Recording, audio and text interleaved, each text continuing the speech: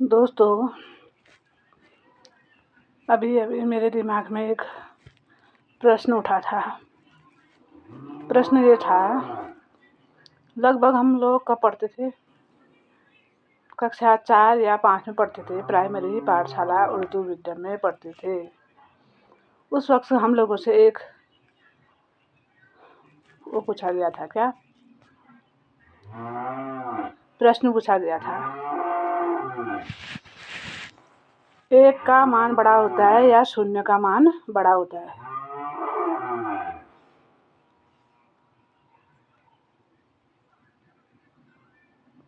तो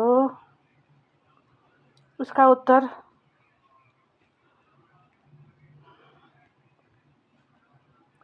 क्या हो सकता है, आप लोग बताओगे ज़रा मुझे, क्योंकि खस्ती तो बहुत ही बुद्धू आदमी है, मूर्ख है।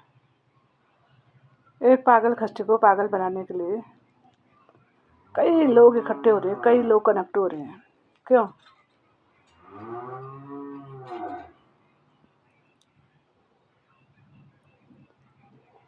और मान वाली बात है, तो मान तो खस्ती का ही रहेगा, और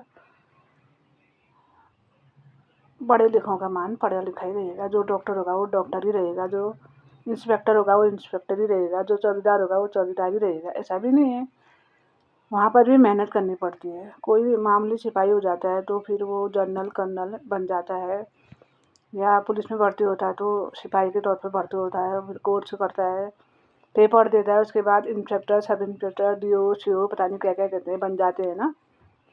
लेकिन गणित का हिसाब ये है, एक का मान एक ही रहेगा, 2 का मान 2 ही रहेगा, 3 का मान 3 ही रहेगा।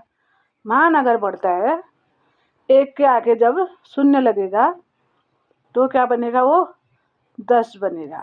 उसके आगे फिर 2 शून्य लगेंगे तो क्या बनेगा, वो 100 बनेगा। ठीक है, इसलिए आदमी कितना ही होशियार हो, चतुर हो, सेठ हो, साहूकार हो,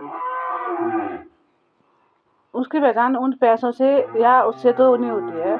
हाँ, उन होशियारों के साथ अगर एक सीधा आदमी होगा ना, उन जितने भी होशियार लोग हैं, ये इन लोगों के साथ एक खस्तिका जैसा शून्य, खस्तिका जैसा सादा आदमी अगर खड़ा हो जाएगा तो तब उनकी पहचान होगी, तब होगी उनकी पहचान। इसीलिए सारे परपंच होते हैं। क्यों? सीधे आदमी के साथ उसकी जो चतुराइयाँ हैं, जो चालाकियाँ हैं, जो पाखंड है, वो सब ढक जाते हैं। खस्ती के उनके साथ खड़े होने से सारे पाखंड ढक जाएंगे, इसीलिए है ये परपंच। आई बात समझ में? हाँ, इसीलिए है ये परपंच है।